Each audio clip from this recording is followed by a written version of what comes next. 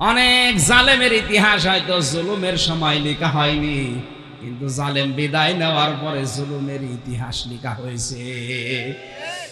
মাজলুমের পক্ষে কথা বলার মানুষ ওই সময় হয়তো ছিল না, কিন্তু মাজলুম বিদায় হয়ে যাওয়ার পরে মাজলুমের পক্ষে অনেকেই কলম ধরেছে। হযরতে হোসাইনের দিকে তাকান, তার জীবনী ইতিহাস হয়ে আছে না? এই কথা বলেন না কেন?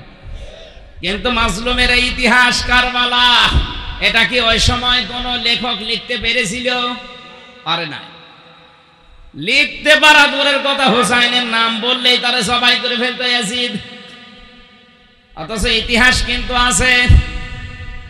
আজ ইতিহাস কারবালা আমরা পড়লেই দেখি ইয়াজিদকে ঘৃণিত নন্দিত করে ফেলেছে, আর হোসাইন মাজলুম ছিল, তাকে আমার আল্লাহ বিজিত নন্দিত করে দিয়েছে।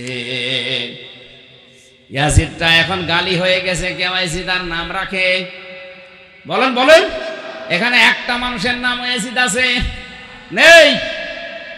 ইয়াজিদটা এখন গালি। কেউ যদি বলে ভাই আপনার ছেলে হয়েছে ইয়াজিদ রাখেন, ৫,০০০ টাকা দেবো, বলে ওই ইয়াজিদ নাম, অথচ একটা সুন্দর নাম ইয়াজিদ। ওই দেশের কেন্দ্রীয় মসজিদেরও খতিব ছিল, অথচ নামটা আল্লাহ ঘৃণিত করে দিয়েছে জালেম হওয়ার কারণে। এটা আসে ইতিহাসে। কোথায়? কোরআনে আছে? হ্যাঁ, নেই, ইতিহাসে আছে। কোথায় আছে? এই জন্য ইতিহাস স্মরণ করিয়ে দেওয়ার সিস্টেম এটা নবীদের সিস্টেম, রাসূলদের সিস্টেম।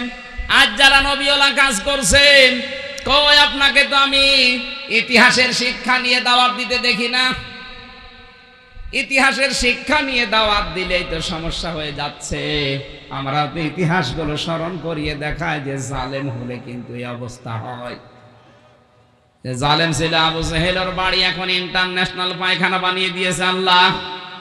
আপনার নাম যতই সুন্দর হোক, যদি জুলুম করে যান, হয়তো ইতিহাস এখন কেউ লিখছে না, লিখবে একদিন। সেদিন আপনার বাড়িকে আল্লাহ ইন্টারন্যাশনাল পায়খানা বানিয়ে দিতে পারে।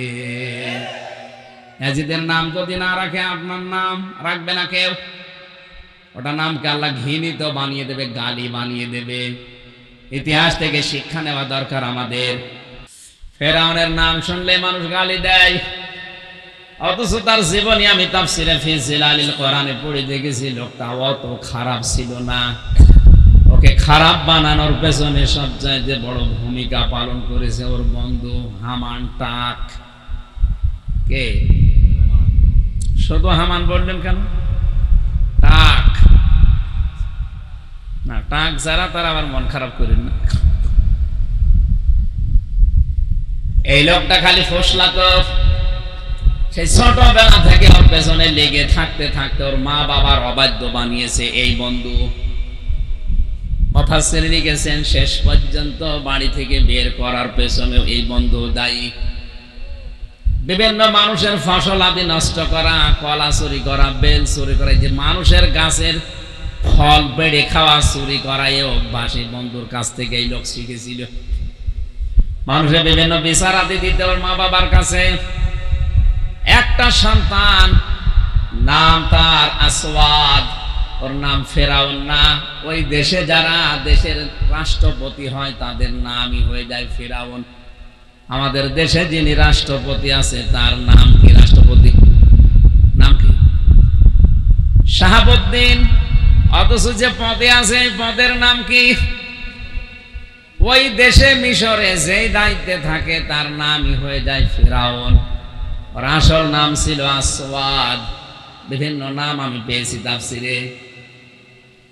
মা বাবা বিচার করতে করতে যখন অতিষ্ঠ হয়ে গেছে, তখন তাকে তেজ্য পুত্র করেছে। এই যে পৃথিবীতে সন্তানকে তেজ্য পুত্র করার সিস্টেম ফেরাউন থেকে শুরু, এটা ফি জিলালিল কোরআনে আছে। তামাম দুনিয়াতে যত অবাধ্য সন্তানকে মা বাবার সহ্য করতে না পেরে শেষ পর্যন্ত সম্পর্ক ছেদ করে বাড়ি থেকে তাড়িয়ে দেবে, এর একটা প্রভাব অবশ্যই ওই সন্তানের উপরে, মা বাবার উপরেও পড়বে। একটা গুনার কাজ, এটা জায়েজ না। এই গুনার কাজের কারণে যে গুনাহ হবে ফেরাউনের আমলনামায় যে জমা হবে। পৃথিবীতে যত অবৈধ হত্যা সংগঠিত হচ্ছে তার একটা পার্সেন্টেজ যেমন হযরতে আদম নবীর সন্তান কাবিলের আমলনামায় যেতে আছে, কারণ প্রথম মানুষ হত্যাকারী এই লোক। এই কথা বোঝেন আমার? অবৈধভাবে অবাধ্য সন্তানকে বাড়ি থেকে সম্পর্ক ছেদ করে তাড়িয়ে দেয়, আমরা যাদেরকে তেজ্য পুত্র বলে জানি। বাড়ি থেকে বের হয়ে রাস্তায় দেখা ওই বন্ধু হামানের সাথে, কি হয়েছে, কোথায় যাও? মা বাবা আমারে আর বাড়িতে রাখে নাই, তাড়িয়েছে। আমার অবস্থা ওই, চলো আমরা দেশ থেকে চলে যাই। পাশের রাষ্ট্র ছিল মিশর, চলে গেছে ওখানে। ওখানে যাবার পর আমার ঘটনা বলার উদ্দেশ্য না, আমার উদ্দেশ্য হচ্ছে এই লোকটাকে, এই যে একেবারে বাড়ি থেকে বের হয়ে যাওয়া একটা নিঃস্ব মানুষ, এখান থেকে মিশরের বাদশাহ এবং সর্বশ্রেষ্ঠ খোদা দাবি করার পেছনে ভূমিকা ছিল বন্ধু হামানের। যতটুকু উপরে ওঠে পেছনের দরজা দিয়ে শুধু হাওয়া দেয় না, আরো উপরে ওঠা লাগবে, আরো উপরে ওঠা লাগবে। বলেন তো, একটা নিঃস্ব মানুষ আল্লাহ কোথায় পৌঁছিয়েছে? মিশরের মতো জায়গায় রাষ্ট্রপতি বানিয়েছে, আর ওর বন্ধুকে বানিয়েছিল স্বরাষ্ট্রমন্ত্রী। বারবার খোঁচাতে থাকে, না তোমার আরো উপরে ওঠা লাগবে। ও বলে, আর কত উপরে উঠবো, হাত জায়গা নেই। আর একটা জায়গা আছে, তুমি বলো আনা রব্বুকুমুল আ'লা, আমি তোমাদের বড় রব। মানুষকে খারাপ করার পেছনে যতগুলো ভূমিকা দুনিয়াতে আছে, সর্বশ্রেষ্ঠ ভূমিকা বন্ধু পালন করে। কথা বলেন না কেন? শনি মানুষের মেয়ে নিয়ে চলে যায়, ও একা একা জীবনও সাহস পাওয়ার কথা না। অধিকাংশ পেছনে দেখবেন খোঁজ নিয়ে বন্ধুরা দায়ী। বন্ধুরা সাহস দেয়, অসুবিধা নেই, শুধু নিয়ে আয়, আমরা বাকিটা করছি। মানুষ একবারে বিড়ি সিগারেট খাওয়া শেখে না, ডাল বাবা গাঁজা এগুলো একবারে শেখে না। শেখার জন্য যে লোকটা ভূমিকা পালন করে তার নাম আরো জোরে। এজন্য যার তার সাথে সম্পর্ক করা যাবে না। আলমার ও মা মান আহাব্বা, দুনিয়ায় যাকে বন্ধু বানাবেন, মহব্বত করবেন, নবীজি বলেন কিয়ামতে আল্লাহ পাক তোকে তার সাথেই তুলবে। বিষয়টা যেহেতু গুরুত্বপূর্ণ, আল্লাহ জানে ইন্নামা একালিফ টান দিয়ে জানিয়েছেন, অবশ্যই কেবলমাত্র শুধুমাত্র আলিয়াকুমুল্লাহু ওয়া রাসূলুহু, তোমাদের একমাত্র বন্ধু হব প্রথমে আমি আল্লাহ। আল্লাহ নিজে বলছেন আমি তোমাদের বন্ধু। এখন আল্লাহর সাথে কেউ যদি বন্ধুত্ব করতে চায়, অবশ্যই কিছু না কিছু দেনা পাওনা আছে, কিছু শর্ত মানা লাগবে। কথা বুঝতেছেন? হযরত ইদ্রিস নবীর কাছে আজরাইল একবার এসে বলেছিল, আমি আপনার সাথে বন্ধুত্ব করতে চাই। উনি বলে, না, আমি বন্ধুত্ব করি না যার তার সাথে, কারণ ওই প্রভাব আমার ভেতরে পড়বে। তবে তুমি যখন ফেরেশতা এসেছো, আমি রাজি আছি, আমার 3টা শর্ত পূরণ করা লাগবে। ফেরেশতা এসেছে সরাসরি, তারপরেও তিনি রাজি না একবারে বন্ধুত্ব করার জন্য। আর আমাদের এক প্যাকেট বিড়ি দিলে আমরা রাজি হয়ে যায়। খুব হিসাব করে সামনের জীবনে চলবেন। যার তার সাথে বন্ধুত্ব করা যাবে না, কিয়ামতে আবার না জানি তার সাথে ওঠা লাগে কিনা। আপনি এখনই নিজের বিবেককে বলেন তো, যার সাথে আপনার ভালোবাসা বন্ধুত্ব, কিয়ামতে যদি ওই লোকটার সাথে আপনাকে আল্লাহ ডাকে, ওর যা চরিত্র আপনি তো জানেন, এই কথা বলেন না কেন? আপনার কি মনে হয় যা ওর সাথে কিয়ামতে ডাকলে আল্লাহ আপনাকে মাফ করবে? ও বলছেন না, তার মানে তো ধরা খাবে। আপনি এখনো থামেন। মুহাম্মদ রাসূলুল্লাহ জানিয়েছেন, দুনিয়াতে আমি যদি আল্লাহ বাদে কাউকে বন্ধু হিসাবে গ্রহণ করতাম, তে আবু বকরকে বন্ধু হিসাবে গ্রহণ করতাম। যেহেতু আল্লাহ বাদে আমার আর কারো দরকার নেই, জানি আমি কাউকে বন্ধু মানি না, আমার একমাত্র বন্ধু আল্লাহ। বন্ধুত্বের সম্পর্ক তার এমন জায়গায় পৌঁছিয়েছে, হেরা গুহার শুধু নাম শুনে গেলাম সারা জীবন, তার বাস্তবতা কি? এই যে গারে সূর যেখানে নবীজি পালিয়েছিলেন 3 দিন 3 রাত, কাফেররা ওই জায়গায় দাঁড়িয়ে কথা বলছে, ভেতর থেকে শোনা যাচ্ছে। হযরতে আবু বকর পর্যন্ত বলেছিলেন, ইয়া রাসূলুল্লাহ, আমরা মনে হয় ধরা পড়ে গেলাম। আল্লাহর নবীর ঈমান যদি আবু বকরের মতো হতো, নবীজিও কিন্তু হতাশ হয়ে পড়তেন। এত বড় কঠিন মুহূর্তে পা দেখা যাচ্ছে কাফেরদের, একটু নিচু হলেই ধরে ফেলবে। এই কঠিন মুহূর্তেও বিশ্ব নবী বলেছিলেন, লা তাহজান ইন্নাল্লাহা মা'ানা। কোন ভয় নেই, কোন চিন্তা নেই, অবশ্যই আল্লাহ পাক আমাদের সাথে আছে। এখানে মা শব্দ দ্বারা সঙ্গে সাথে বন্ধুত্ব এরকম কিছু বোঝায়। কোরআনে কারীমের সূরা যুখরুফের এটা সম্ভবত 36 নম্বর আয়াতে আছে, ওয়া মান ইয়া'শু আন যিকিরির রহমানি নুকাইয়িদ লাহু শাইতানান ফাহুয়া লাহু করিন। এ দুনিয়ায় কেউ যদি কোরআনের আইন বাদ দিয়ে, আল্লাহর নিয়ম নীতি বাদ দিয়ে দুনিয়ার জীবন চালাতে চায়, আল্লাহ নিজে দায়িত্ব নিয়ে তার সাথে একজন শয়তানকে বন্ধু হিসাবে জুড়ে দেয়। মা'a মানের সঙ্গে, মা'a মানের সাথে বন্ধুত্বের বিষয় বোঝাতে মা'a শব্দটা আসে। আরবি গ্রামার অনুযায়ী মা'a শব্দটা প্রায় 7টা অর্থে ব্যবহার হয়। এর একটা অন্যতম কায়দা, যদি কারো সাথে সম্পর্ক বৃদ্ধি করার জন্য কিছু বোঝাতে চান, তাহলে মা'a ব্যবহার করা হয়। এটা বালাগাত মান থেকে পাবেন। আল্লাহর নবী এত বড় কঠিন মুহূর্তেও যার সাথে তার বন্ধুত্ব ছিল, তিনি ওই সময় বলেছিলেন, না আমরা দুইজন না, আমাদের সাথে আর একজন বন্ধু আছে, তিনি আমাদের আল্লাহ। এজন্য মা'ানা বলার আগেই তিনি ইন্না দিয়েছেন, লা তাহজান ইন্নাল্লাহা মা'ানা। জোরে বলেন আল্লাহু আকবার। নবীদের ঈমানই এরকম, ওনারা আল্লাহর সাথে এত বন্ধুত্ব গাঢ় করতে পেরেছিলেন। এত বড় কঠিন মুহূর্তে দুনিয়ার মানুষ যাদের ঈমান শেষ হয়ে যায়, ওই জায়গা থেকে নবীদের ঈমান শুরু হয়। তাহলে নবীরা আর দুনিয়ার মানুষ সমান করেন আপনি কোন নিয়তে বলেন তো? মুসা নবীর সাহাবী যারা ছিল, সাথী যারা ছিল, লোহিত সাগর পার হওয়ার সময় আমরা কোরআন দেখতে পাই, 3 দিক থেকে ফেরাউনের সৈন্য যখন আসছিল, হযরতে মুসা নবীর সাথী সঙ্গে যারা সাহাবী সবাই বলেছে, আমরা ধরা পড়ে গেলাম, ইন্না লামুদরাকুন। শুধুমাত্র ধরা পড়লাম তা বলে নাই, ইন্না দিয়েছেন, লাম দিয়েছেন। ও মুসা, সামনে সাগর, পেছনে 3 দল, অবস্থা যা দেখতে পাচ্ছি আর বাঁচার কায়দা নেই, অবশ্যই আমরা ধরা পড়ে গেছি। হযরতে মুসা এমন কঠিন মুহূর্তেও ঘাবড়িয়ে যাননি, কারণ তার বন্ধু একজন আছে। এক কথা বলছেন।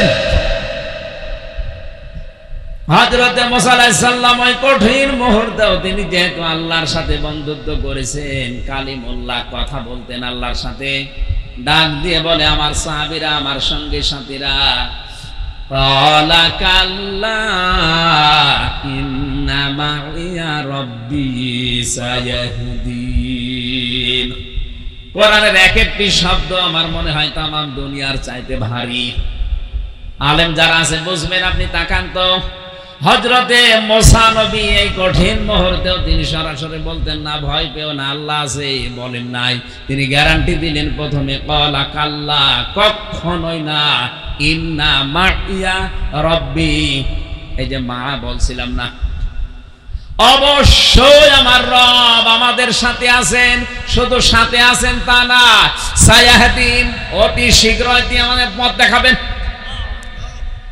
তিনি যদি ইয়াহদিন বলতেন তাও তো অর্থ হয়ে যেত। সিন লাগালেন কেন? সিন, সাউফা, কদ, লাম, এরকম 13টা শব্দ আছে আরবি গ্রামারে। কোন সেন্টেন্সের আগে যদি একটা আসে, অর্থ হয় অতি তাড়াতাড়ি। সিন দিলে খুব বেশি তাড়াতাড়ি, সাউফা দিলে আর একটু তাড়াতাড়ি। হযরতে মুসা সিন দিয়ে জানিয়েছেন, আমি এমন এক বন্ধুর সাথে মহব্বত করেছি, ভালোবাসি আমার বন্ধুকে, অবশ্যই তিনি আমার সাথে আছেন এবং আমার রাস্তা তিনি অতি শীঘ্রই তৈরি করে দেবেন। তাফসিরে হাক্কানি মুফাসসির লিখেছেন, সিন শব্দ যদি উনি মাঝখানে না বলতেন সায়াহদিন, আমার আল্লাহর সাহায্য আসতে হয়তো দেরি হতো। আল্লাহ মুসা নবীর ঈমানকে, তার এই বন্ধুর ঈমানকে এত বেশি পছন্দ করেছিলেন, এই সিন দেওয়ার কারণে সঙ্গে সঙ্গে জিবরাইলকে বলছে ওনার কানে বলো, ওয়াওহাইনা ইলা মুসা আন ইদরিব বিআসাকাল বাহর।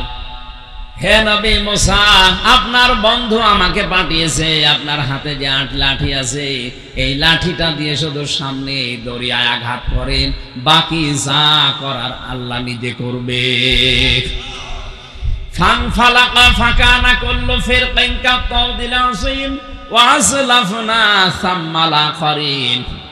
আমি আয়াত পড়ার জন্য এখান থেকে শিক্ষা বের করতে চেয়েছি, এই বন্ধু যার যত বেশি বড় হবে তার বিশ্বাস যত বাড়বে। আমার আল্লাহর নবী জানতে চেয়েছিলেন এই দুনিয়ায় আমি কাউকে বন্ধু হিসাবে নিতে চাইনি, যদি নিতে চাইতাম আবু বকরকে নিতাম, যে তোমার আসল বন্ধু আল্লাহ, এই জন্য আমার আর কারো দরকার নেই। ও বাংলার মুসলমানেরা, যার তার সাথে মহব্বত করা, ভালোবাসা, মিল করে চলা, যার তার সাথে বন্ধুত্ব করা, এটা আহাম্মকের কাজ। আজকে থেকেই বাকি জীবন বন্ধুত্বের যে বিষয়টা, কারোর সাথে সম্পর্ক করতে হলে খুব হিসাব নিকাশ করে করবেন, কারণ কার প্রভাব দিন দিন আপনার ভেতরে পড়ার সম্ভাবনা বেশি। আপনি যদি বিড়ি ঘর, সিগারেট ঘর এর সাথে মেলামেশা করেন, কিছুদিন পরে দেখবেন আপনিও লাঠি টানতেছেন। এই কথা বলেন না কেন? বাবা খর, ডাল খরের সাথে মিল করেন, কিছুদিন পরে বলবেন না আমি খাই না, আপনি খাবেন না মানে বাধ্য করবে। বিশ্ববিদ্যালয়ের বিভিন্ন, যখন ছিলাম লালন শাহ হলে দেখেছি 3 জন যদি হলে থাকে, এক রুমের ভেতরে 3 জন আছে, 2 জন এই লাঠি খায়, লাঠি পর্যন্ত অনেকে বাবা খায়, ডাল খায়, একজন যদি বলে না আমি ওর ভেতরে নেই, ওই হাতে থাকতে থাকতে বাধ্য করে একদিন বলে আর কি, মাথা নিচু করে মন খারাপ করে বসে আছো, এই যে টান দাও, এক টানে সব চিন্তা দূর হয়ে যাবে। প্রথম এক টান দেয়, আস্তে আস্তে করে দেখ খোর হয়ে যায়। কথা বলেন ঠিক কিনা? এতক্ষণ পর্যন্ত আলোচনার সামারাইজ করে এইটাই বের করতে পেরেছি, যার তার সাথে আমরা আজকে থেকে আর বন্ধুত্ব। এই কথা বলেন, এটা শুধু দুনিয়ার বিষয় হলে আমি বলতাম না, এটা আখিরাতের সাথে সম্পর্কিত। যার সাথে মহব্বত, ভালোবাসা, বন্ধুত্ব হবে, কিয়ামতে কিন্তু তার সাথে আপনি উঠবেন। আল্লাহ জানে ইন্নামা শব্দ দিয়ে আয়াত শুরু করলেন, কেবলমাত্র শুধুমাত্র তোমাদের বন্ধু আমি আল্লাহ। আল্লাহু ওয়ালিয়ুল্লাযীনা আমানু, আমি আল্লাহ কার বন্ধু জানো? দুনিয়ায় যারা ঈমান আনে, আমি আল্লাহ নিজে তাদের বন্ধু হয়ে যাই। 750 কোটির উপরে মানুষ এই দুনিয়ায়, মাত্র 175 কোটি মানুষের আমাদের ঈমান আছে, আমরা দাবি করি আমরাই শুধু আল্লাহর বন্ধু, বাকি যা আছে 550 কোটি সব আল্লাহর শত্রু। বন্ধুর বিপরীত শব্দ কি? এই কথা বলছেন আপনি আর যাই করেন, হ্যাঁ বন্ধুত্বের হয়তো লেভেল আছে, আপনি ওই লেভেলে যেতে পারেননি। বন্ধু এমন একটা গুরুত্বপূর্ণ শব্দ, কোরআনে কারিমে আল্লাহ আয়াত নাযিল করেছেন বন্ধুর ব্যাপারে। আলা ইন্না আউলিয়া আল্লাহি লা খাউফুন আলাইহিম ওয়ালা হুম ইয়াহজানুন। সূরা ইউনূসের 62 নম্বর আয়াত। ওই ভালো করে জেনে রাখো, আলা শব্দটা সাবধান করার জন্য দেওয়া হয়, এজন্য একটু ধমক দিলাম। আলা সাবধান, ইন্না আউলিয়া আল্লাহ, আমি আল্লাহর ওলি যারা, বন্ধু যারা, ওলির বহু বচন আউলিয়া, আমার বন্ধু যারা, তাদের কোনো ভয় নেই, চিন্তা নেই। এই গ্যারান্টি কার? আরো জোরে বলেন। এখন বন্ধু তো হওয়া লাগবে। এখন যদি বলেন আমারও তো ঈমান আছে, আমিও বন্ধু, না। বন্ধু যদি কেউ দাবি করে, ঈমান যদি তার ভেতরে থাকে, অবশ্যই সেই ঈমানের জন্য নিরাপত্তা পাবে এবং হেদায়েতের উপরে থাকবে।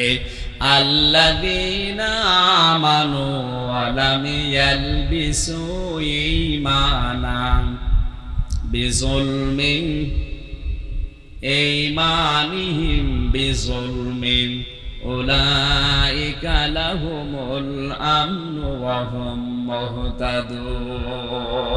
একটু খেয়াল করবেন, হ্যাঁ, যারা ঈমান আনে এদেরকে বন্ধু বলে ঘোষণা দিলেন কে? বলেন বলেন। যারা ঈমান আনে আমি আল্লাহ তাদের বন্ধু। এই বন্ধুর কি কাজ জানো? আলাম ইয়ালবিসু ঈমানাহুম বিযুলমিন। আমার এই বন্ধুরা ঈমান এনেছে, এই জন্য তাদের ঈমানের সাথে জুলুমের লিবাস পরাবে না। এখানে জুলুম মানে শিরিক, জুলুম মানে মানুষের তৈরি করা আইন। ঈমান আনার পরেও যারা শিরিকের সাথে নিজের ঈমানকে মিলিয়েছে, ঈমান আনার পরেও যারা মানুষের তৈরি করা আইন কানুন প্রতিষ্ঠার জন্য দল করে, আন্দোলন করে, আল্লাহ বলেন এদের নিরাপত্তা আমি আল্লাহর কাছে নেই, এরা আমার বন্ধু না। এ কথার লোড কত টের পাচ্ছেন আপনি?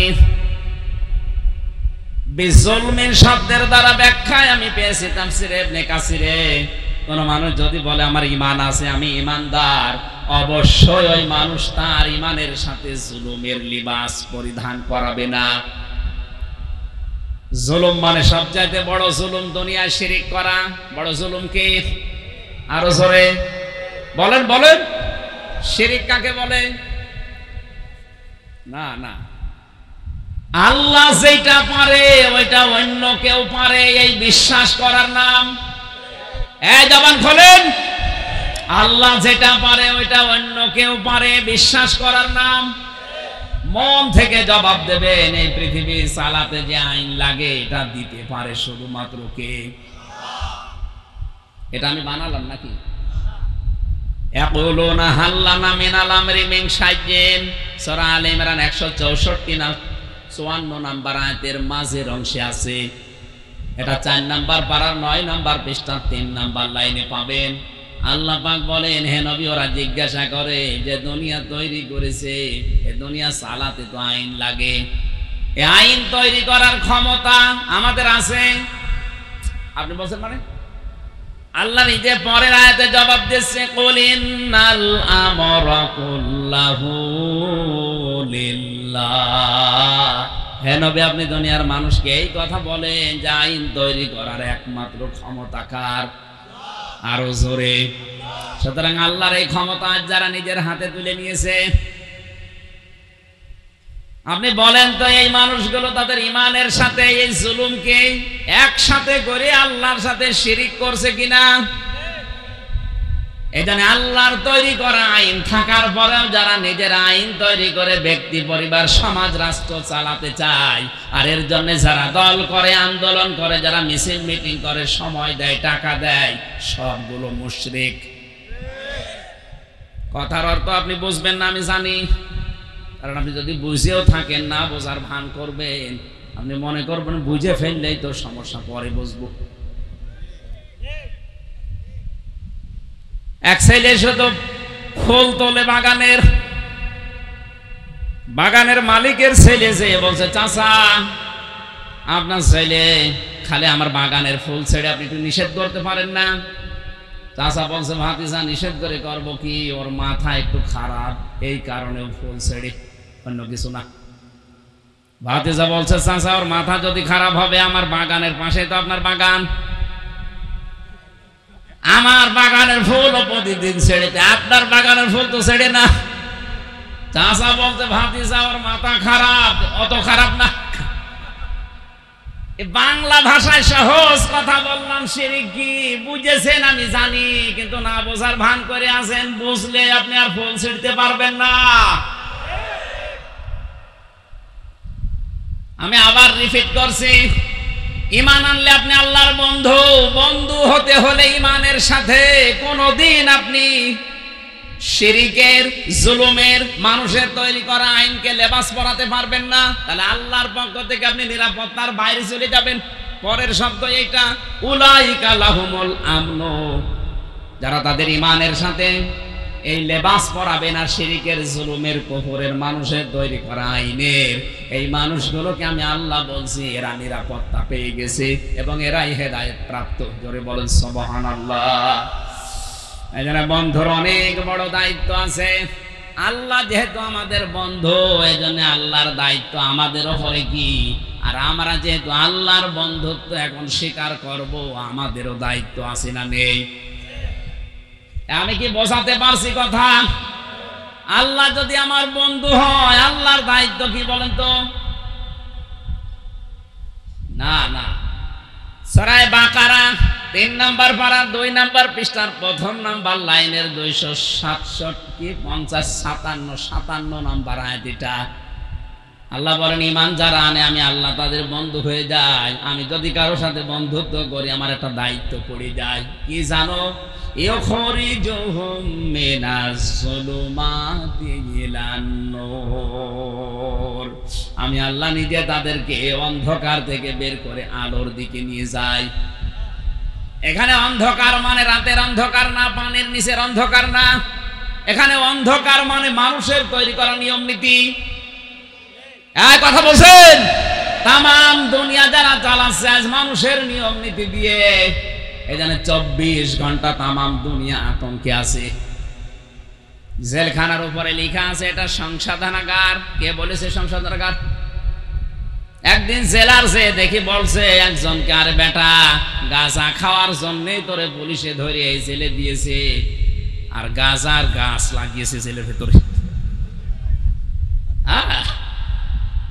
এই যে গাজীপুরের কাশিমপুরের 4 নম্বর কারাগার, আমি নিজে সাক্ষী। জেলার এসে দেখে একদিন চাচামেচি করছে, কি হয়েছে স্যার? বলছে এই ব্যাটারে গাঁজা খাওয়ার জন্য পুলিশে ধরে দিয়েছে জেলে, আরো গাঁজার গাছ লাগিয়েছে। সংশোধন ভাবে মানুষ হয় না, ওভাবে সম্ভাবনা ব্রিটিশের তৈরি করা এই নিয়ম নীতি দিয়ে আজ আমরা 53 বছর স্বাধীন হওয়ার পর ওইটাই চালাচ্ছি। কেন? সংশোধন করার জন্য কোরআনে আল্লাহ যে নিয়ম নীতি দিয়েছে ওইটা ফলো করা যাচ্ছে না। ওখানে ভেতরে কাজ করলে তারে 9 মাসে বছর করে দেয়, কারো 8 মাসে বছর করে দেয়। আমার মনে হয় এই নিয়ম নীতিটা থাকার পাশাপাশি যদি এইটা করে দিত সরকার, আইন সংশোধন করে জেল কোডে যারা ফাঁসির আসামি, যারা যাবজ্জীবন 30 বছর জেল খাটা লাগবে, সেখানে 22 বছর থাকলে মাফ হয়ে যায় 8 বছর। ওরা যদি বলে দেওয়া যেত যে কোরআন যদি শিখতে পারো, মুখস্থ করতে পারো, বুঝতে পারো, তাহলে তোমার প্রতি পাড়ায় পাড়ায় 1 বছর করে মাফ। কয়েকদিন আগে একজন আলেম জেল থেকে বের হয়েছে, মাওলানা মাহমুদুল হাসান। ওর 17 পারা মুখস্থ ছিল, বাকিটায় 3 বছরে। বয়স আমার চাইতে বড়, আমার 33 না 40। এই বয়সে পড়া কোরআন মুখস্থ করে বের হয়েছে। তাও তোমার 24 ঘন্টা তালা মেরে রাখতো, এই জন্য চিন্তা ঝামেলায় ছিল। আর যাদের সবসময় ছাড়া থাকে ভেতরে, ওদেরকে যদি এই অফার দিত, আমার মনে হয় কোরআন মানুষদেরকে এমনি সংশোধন করে ফেলত। ভেতরে যাওয়ার পরে অনেকের রাগ আরো বৃদ্ধি হয়, বাইরে এসে ওই রাগ খাটায়, তখন আরো মার্ডার করে। এজন্য সংশোধন ভাবে হয় না। বাস্তবতা আমরা যেদিকে নিয়ে যাচ্ছি, আল্লাহ পাক যেহেতু আমাদের বন্ধু, উনি আমাদের সাথে বন্ধুত্ব করতে চান। ওনার দায়িত্ব আমাদের মানুষের তৈরি করা নিয়ম নীতির এই অন্ধকার থেকে বের করে আল্লাহর নিয়ম নীতি আলোর দিকে উনি নিয়ে আসতে চায়। সিস্টেম অপর পৃষ্ঠা দেখুন, আল্লাহ পাক বলেন, আমি আল্লাহ যদি কারো বন্ধু না হয়ে শয়তান যদি কারো বন্ধু হয়, কি করবে জানো? আল্লাযীনা কাফারু, পরে কি? আউলিয়াউহুমুত তাগুত ইখরিজুনাহুম মিনান নূরি ইলাজ যুলুমাত। আল্লাহ পাক বলেন, শয়তান যদি কারো বন্ধু হয়ে যায়, এই তাগুত কারো বন্ধু হলে তারও দায়িত্ব আছে। সে কি করে জানো? আলোর পথ থেকে বের করে অন্ধকারের দিকে নিয়ে যায়। এখানে আলো আল্লাহ 1 বচন দিয়েছেন, আর জুলুমাত বহু বচন দিয়েছেন। এজন্য অন্ধকারের পথ হাজারো, শিরিকের পথ অন্ধকারের পথ, কুফরের পথ অন্ধকারের পথ, বেদাতের পথ অন্ধকারের পথ, জুলুমের পথ অন্ধকারের পথ। এক কথা বুঝতেছেন? মানুষের তৈরি করা আইন এগুলো অন্ধকারের পথ। শয়তান মানুষদেরকে আল্লাহর ইসলাম থেকে বের করে করে ওই সমস্ত জুলুম, শিরিক, কুফর বেদাতের দিকে নিয়ে যায়, এটা তার বন্ধুত্বের দাবি। এজন্য আমাদের উচিত হচ্ছে আমরা যদি আল্লাহর সাথে বন্ধুত্ব করি, আল্লাহ পাক যদি আমাদেরকে এই নিয়ম নীতি অন্ধকার থেকে বের করে ইসলামের দিকে আলোর দিকে নিয়ে আসে, তাহলে বুঝবেন আপনি আল্লাহর বন্ধু হয়েছেন। এবার আসেন শর্তে।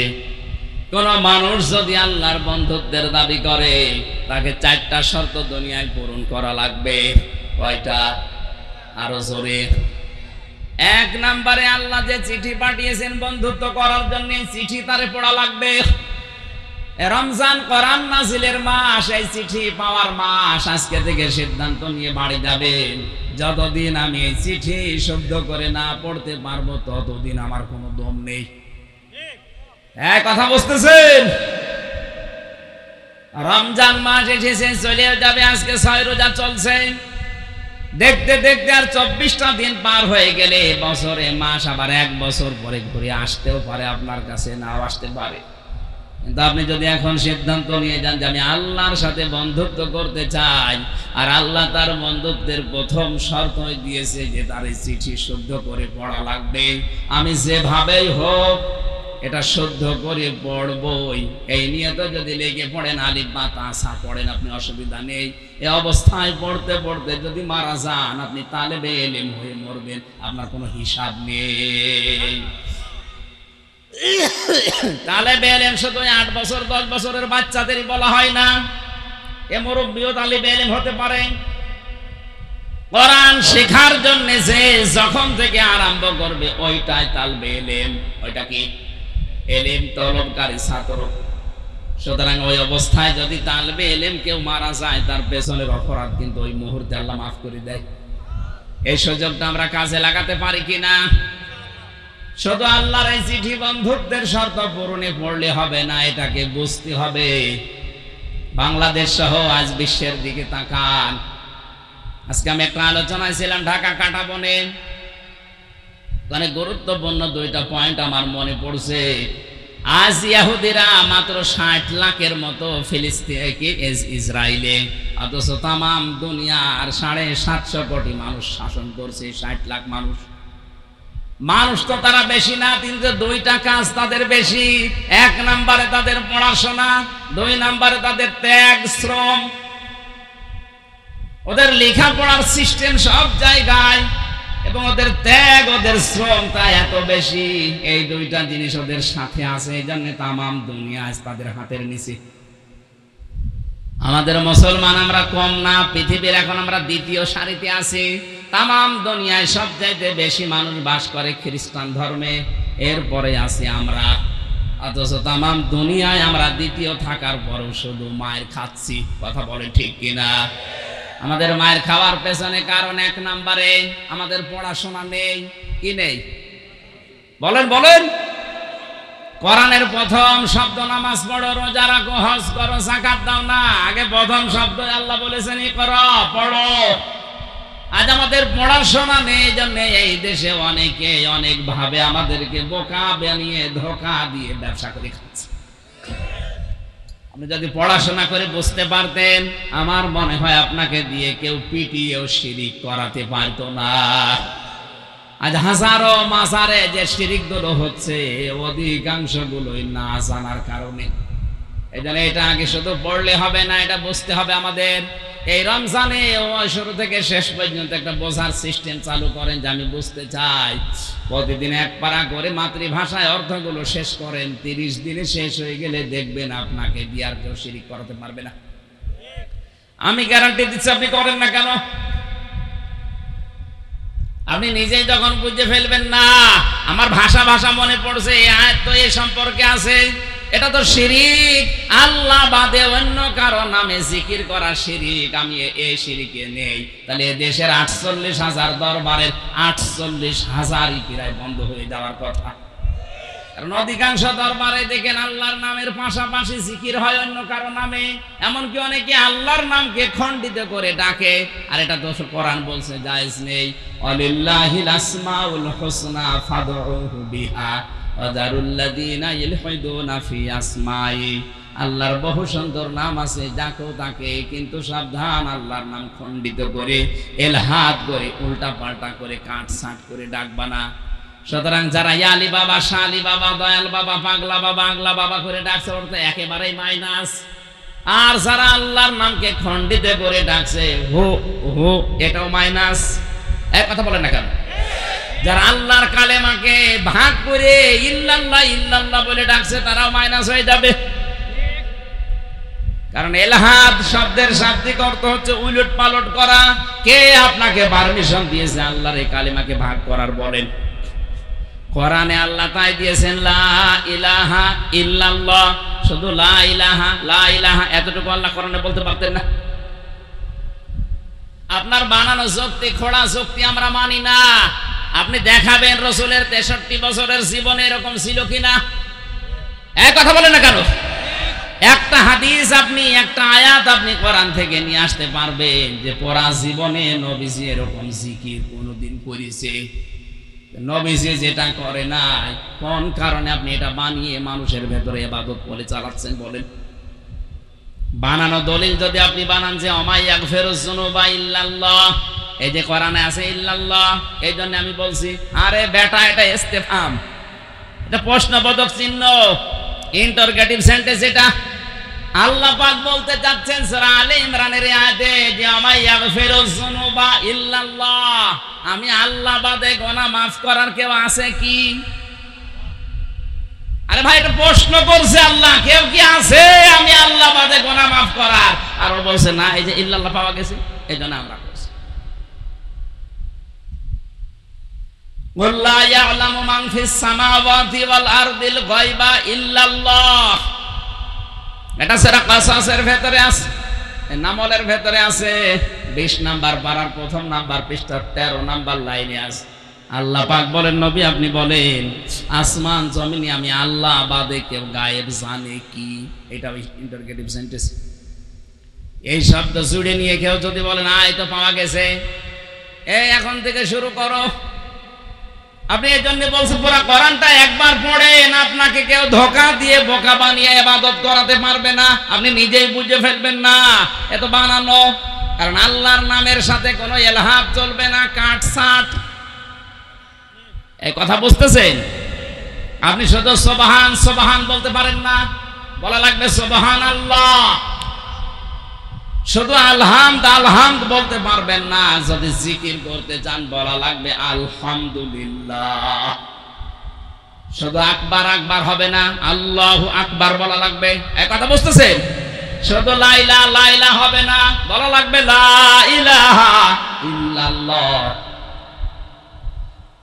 এই জন্য বলছিলাম আল্লাহর এই চিঠি শুধু পড়লে এখন থেকে হবে না, একবার বোঝার চেষ্টা চালান। রমজানে আপনি আল্লাহর বন্ধু হতে পারবেন।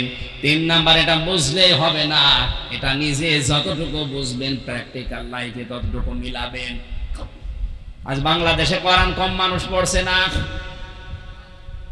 আমরা অনেকে একটা জরিপ পেয়েছিলাম জানুয়ারি মাসে, 100 জনের 95 জন কোরআন শরীফ শুদ্ধ করে পড়তে পারে নাই বাংলাদেশে। হ্যাঁ, এটা ঠিক আছে, কিন্তু পড়ে অনেকেই, শুদ্ধ হোক আর অশুদ্ধ হোক, পড়ে অনেকেই। আমাদের প্রধানমন্ত্রী যিনি, উনিও পর্যন্ত তাহাজ্জুদের নামাজ পড়ে, ফজরের নামাজ পড়ে, কোরআন পড়ি, এরপরে যায় অফিসে। কথা বলছেন কেন? যাই পড়েছে কোরআন, যাই বুঝেছে, ওই অনুযায়ী যদি প্র্যাকটিক্যাল লাইফে মিলাতে মিলাতে যেত, এই দেশের কোনো টাকা বেগম পাড়ায় পড়ে থাকতো না। যেই হোক ওখান থেকে টাকা নিয়ে আয়, নাই তো তোরে আমি দেশে থাকতে দেব না, এই ঘোষণা যদি দিয়ে দিত, যত টাকা বেগম পাড়ায় পড়ে আছে টাকা নিয়ে আসবে, নাই তোরে সহ বেগম পাড়ায় পাঠিয়ে দেব।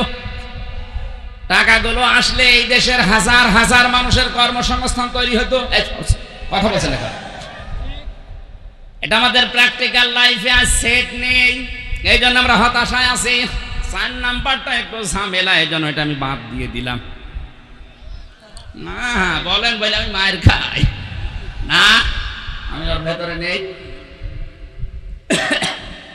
4 নাম্বারটা কঠিন, এই যে হুজুরের কাছে শুনে নেবেন পরে। আপনি আবার 3 বছর পাঠাবেন আমারে, আমি আর এখন যেতে যাচ্ছি না ভাই। 4 নাম্বারটা আমি বলতে পারবো না। 3 নাম্বার পর্যন্ত বললাম, এই তো ভালো। আপনি এখন থেকে শুদ্ধ করে পড়ার চেষ্টা চালান, বসেন, আর নিজে যতটুকু বুঝতেছেন মানেন। 4 নাম্বারটা চোখ বুঝে বইলেই ফেলি, যা হয় হোক।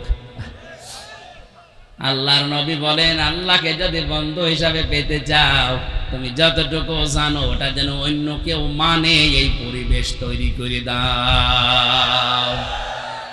এটা যে যেখানে আছে তার দায়িত্ব থাকবে ওই রকম।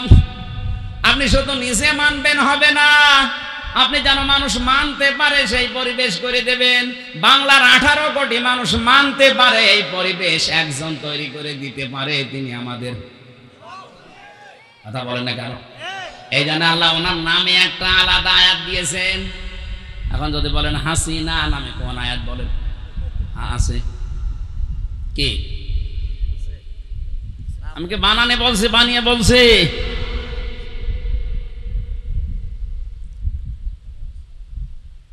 সূরা নিসা 5 নাম্বার পারা 8 নাম্বার পৃষ্ঠা 3 নাম্বার লাইনের শেষের দিকে আয়াতটা আছে।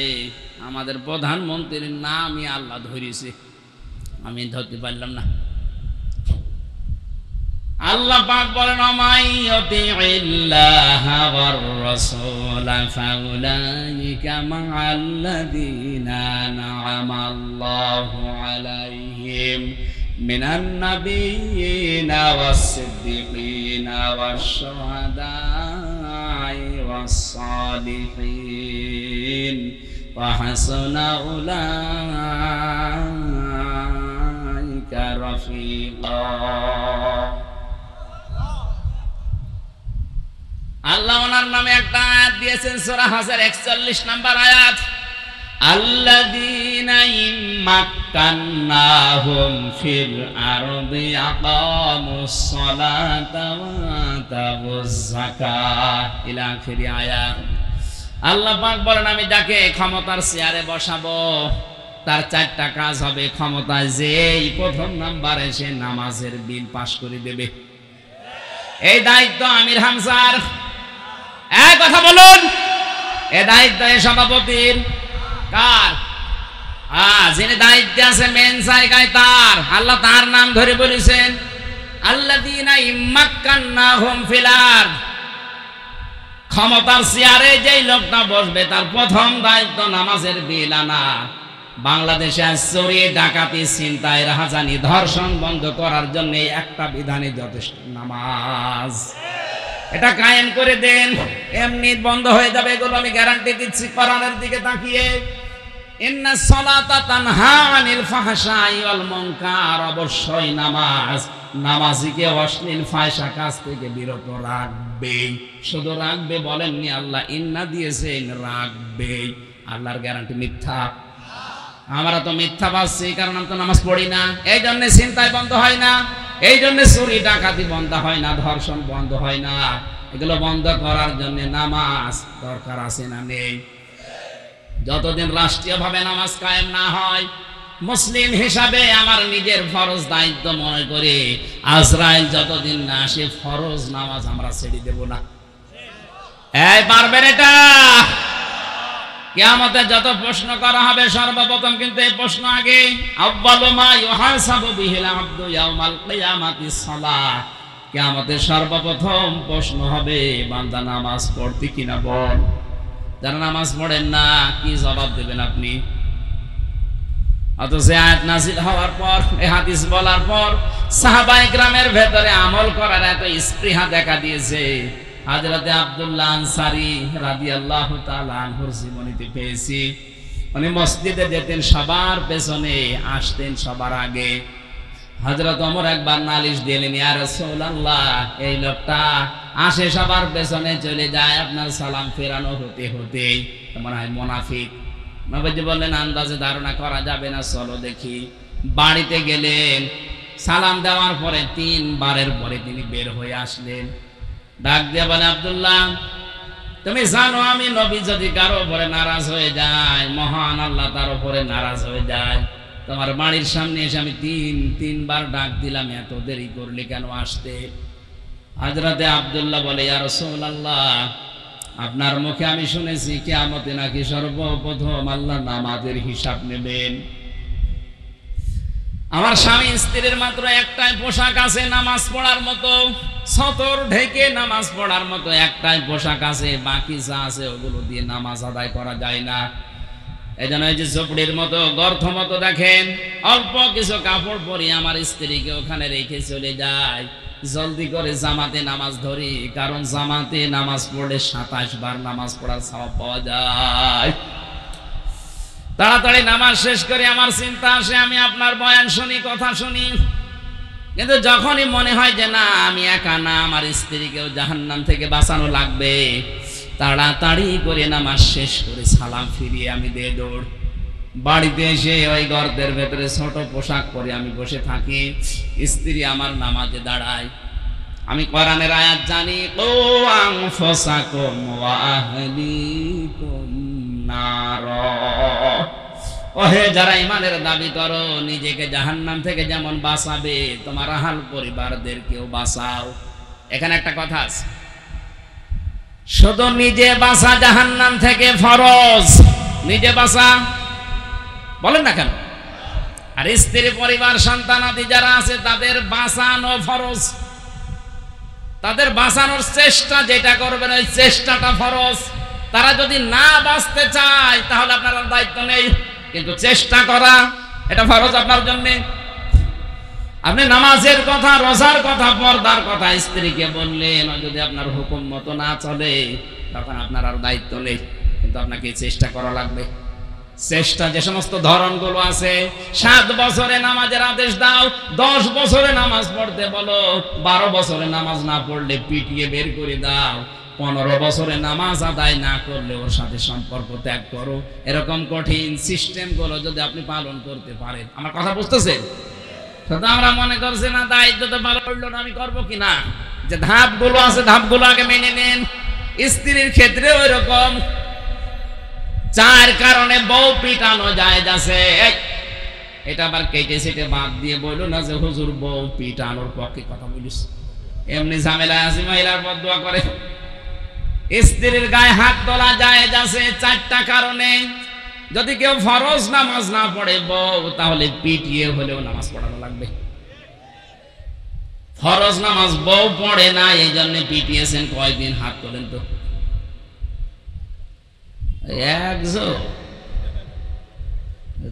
তারপরে একটা ইমানদার আছে, ওইটা কে গো, এটা দাঁড়ান তো দেখি, আপনার বউ আছে এখানে? ঠিক আছে, না না আসলেও তো বোঝে না। আমি কয় কারণে স্ত্রীর গায়ে হাত তোলা জায়েজ বললাম, বলেন বলেন। 1 নম্বরে ফরজ নামাজ পড়তে যদি না চায় মারবেন, ফরজ রোজা যদি রাখতে না চায় মারবেন, ফরজ পর্দা যেটা আছে এটা যদি করতে না চায় মারবেন, আর স্বামীর জায়েজ হুকুম যেটা ফরজ মেনে নেওয়া ওইটা যদি মানতে না চায়,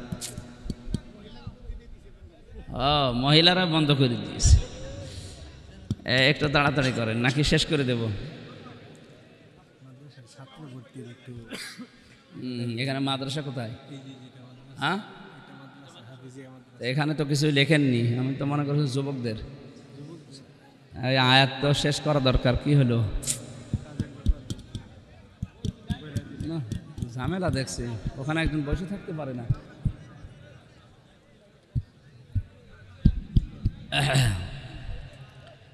সুবহানাল্লাহ আলহামদুলিল্লাহ লা ইলাহা ইল্লাল্লাহ সুবহানাল্লাহ।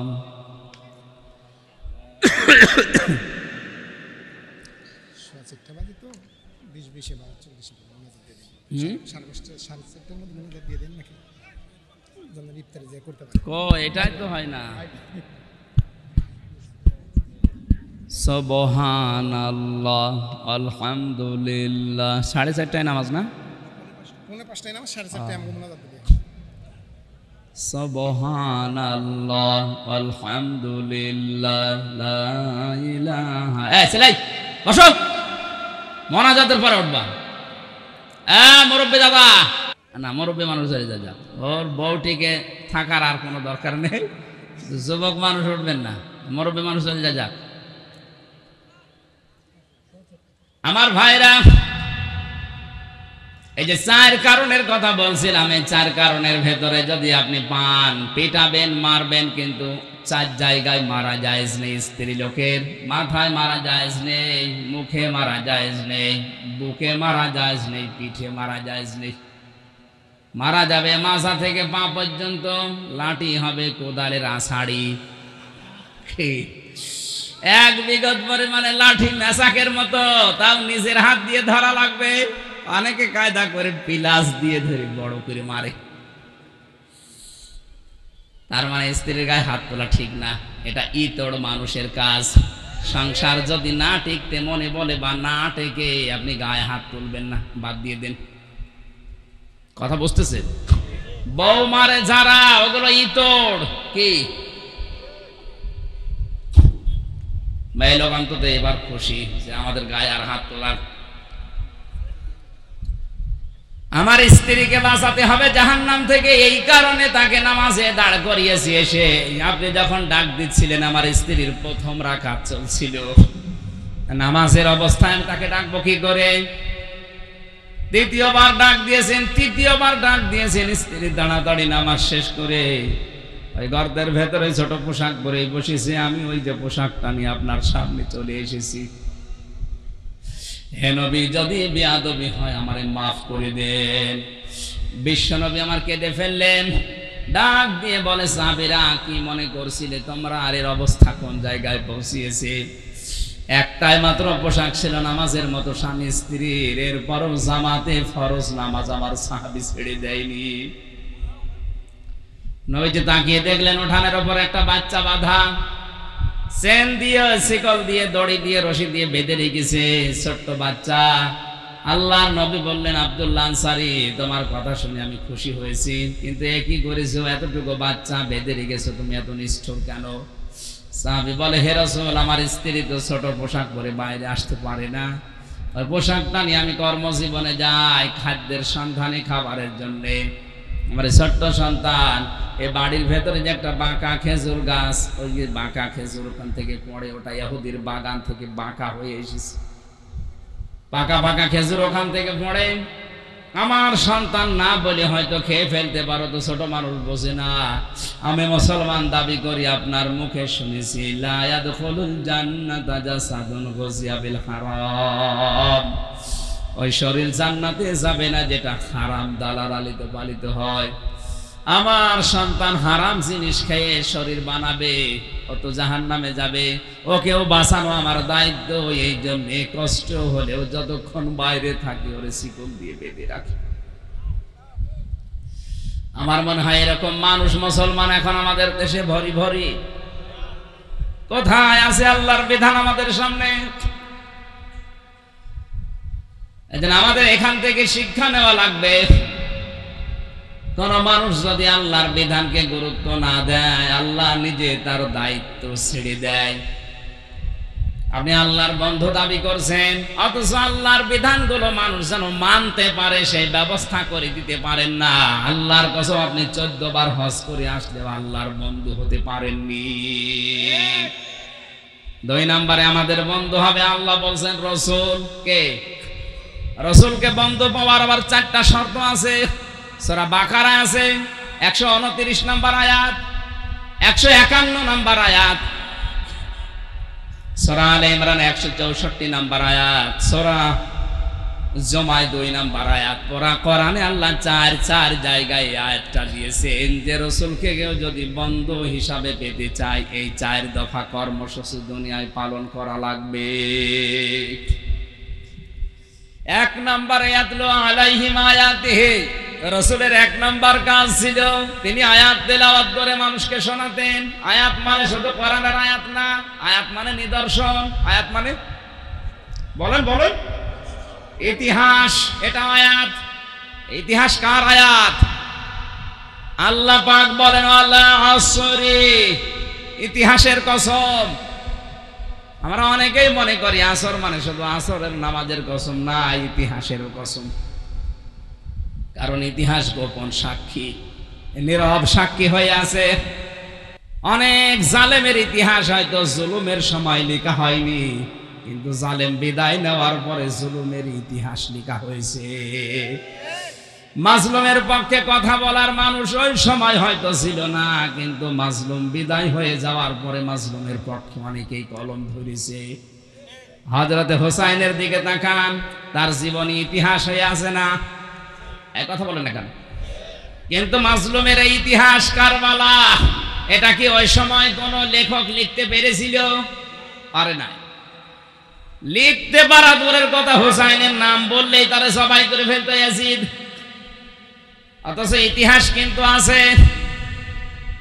আজ ইতিহাস কারবালা আমরা পড়লেই দেখি ইয়াজিদকে ঘৃণিত আনন্দিত করে ফেলেছে, আর হোসাইন মাজলুম ছিল, তাকে আমার আল্লাহ বিজিত আনন্দিত করে দিয়েছে। ইয়াজিদটা এখন গালি হয়ে গেছে, কেউ ইয়াজিদার নাম রাখে? বলেন বলেন, এখানে একটা মানুষের নাম ইয়াজিদ আছে? নেই। ইয়াজিদটা এখন গালি।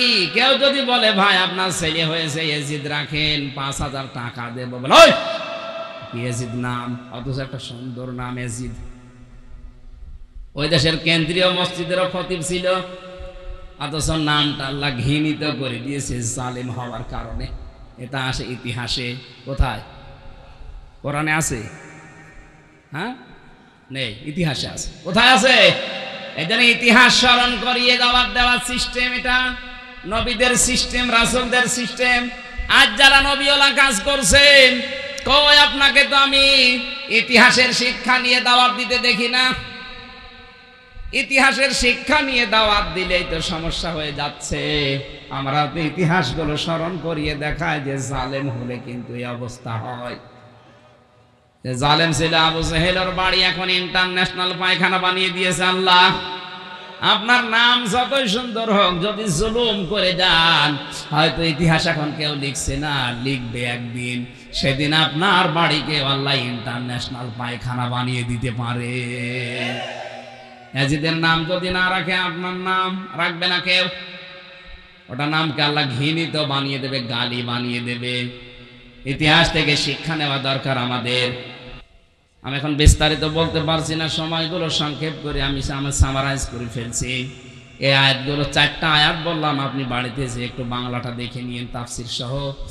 3 নম্বরে তোমাদের বন্ধু হবে ইমানদার। বাংলাদেশে ইমানদার ওইটা যার ভেতরে 3টা গুণ পাওয়া যাবে। আল্লাযীনা ইউকিমুনাস সালাতা, যারা নামাজকে দাঁড় করানোর জন্য চেষ্টা চালায়। ওয়ায়ুতুনা যাকাতা, সম্পদ থাকলে যাকাত দেয়। কিসের? আপনার শরীরটাও তো সম্পদ। এই সম্পদের যাকাত আছে না নেই? বলেন বলেন।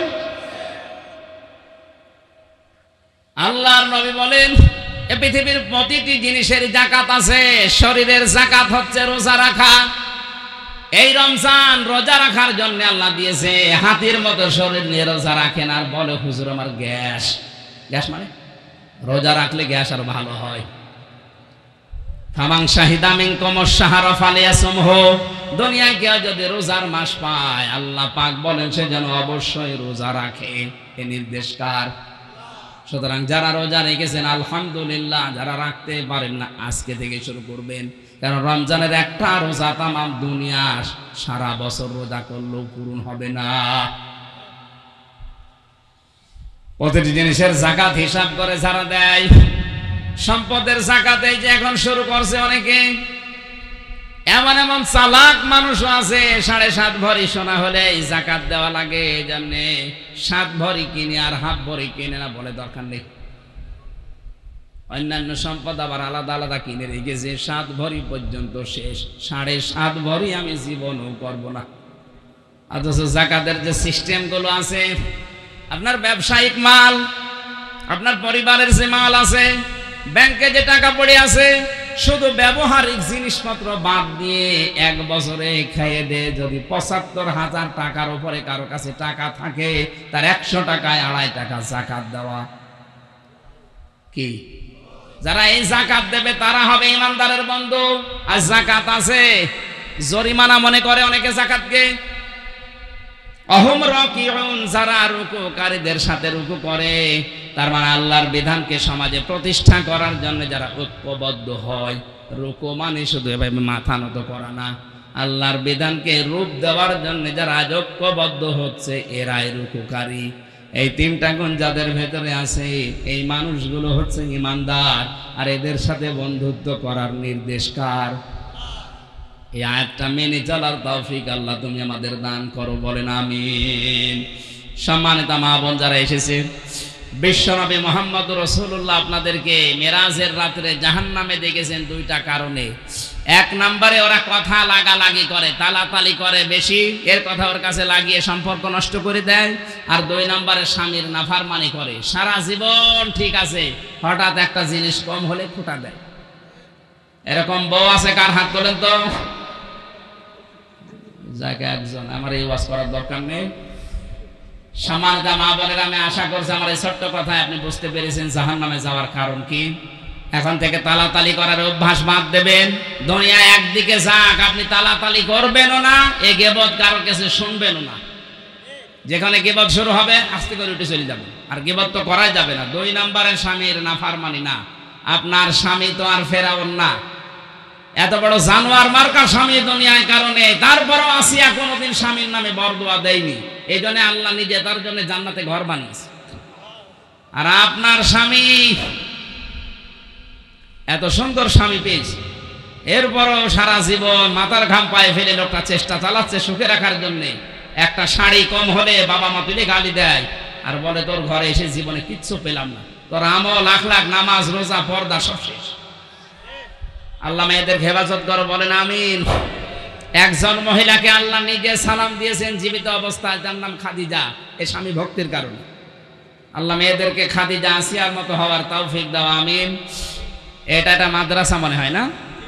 ছেলে মেয়েদেরকে আগে এখানে নুরানিতে 3 বছর পড়াবেন, এরপরে ডাক্তার, ইঞ্জিনিয়ার, বৈজ্ঞানিক, এসি ডেসি যা বানাবেন, কোনো অসুবিধা নেই।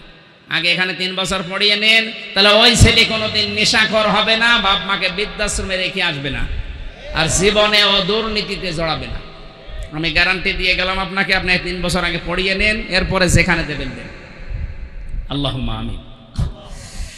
রব্বানা যালামনা আনফুসানা ওয়া ইল্লাম তাগফির লানা ওয়া তারহামনা লানাকুনান্না মিনাল খাসিরিন।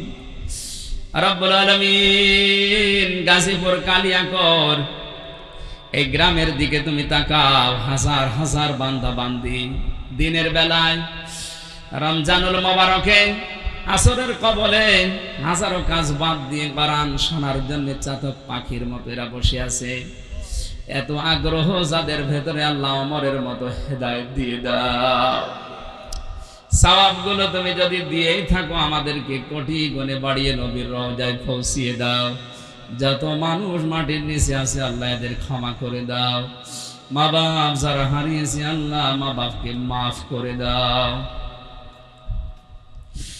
যত গুনাহ করিয়াছি গোপনে মাফ করে দাও আল্লাহ তুমি নিজ গুণে। রব্বুল আলামিন, যত অপরাধ আমরা করেছি আমরা স্বীকার করছি। আমি মানুষের সামনে জনসম্মুখে আমি স্বীকৃতি দিচ্ছি আল্লাহ আমি গুনাহগার। আমরা সবাই স্বীকার করছি অপরাধের। আল্লাহ আমরা নিজেরাই স্বীকার করছি আমরা অপরাধী। বলেন সবাই মন থেকে যে আল্লাহ আমরা স্বীকার করছি যে আমরা অপরাধী। অপরাধ স্বীকার করে নিলে আমরা দেখেছি ম্যাজিস্ট্রেট যারা 164 নেয়, অপরাধ স্বীকার করে নিলে তারা মামলার ধারা নরমাল করে দেয়।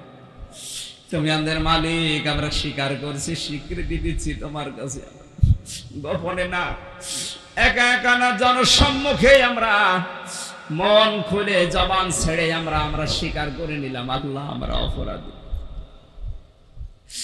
আমাদের চুরির গুনাহ আছে, ডাকাতের গুনাহ আছে, জেনার গুনাহ আছে, মানুষকে ঠকানোর গুনাহ আছে, গীবতের গুনাহ আছে, জুলুমের গুনাহ আছে, শিরকের গুনাহ আছে, বেদাতের গুনাহ আছে। আমরা অপরাধী আল্লাহ, আমরা অপরাধী, আমরা অপরাধী। ওয়া ইয়াগফিরুয যুনুবা ইল্লাল্লাহ, তুমি ছাড়া মাফ করার কেউ নেই।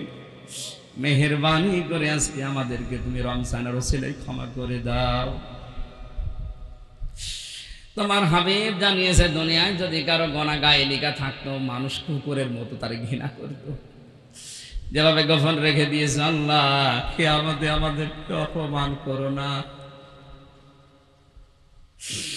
কোরআনের তাফসিরে পড়েছি যে ধরনের অপরাধ করে তার কপালে নাকি কিয়ামতে এটা লেখা থাকবে, তার আকৃতি ওই রকম হয়ে যাবে। আল্লাহ তুমি আমাদের কপালে এরকম অপমান লজ্জাজনক লিখে দিও না।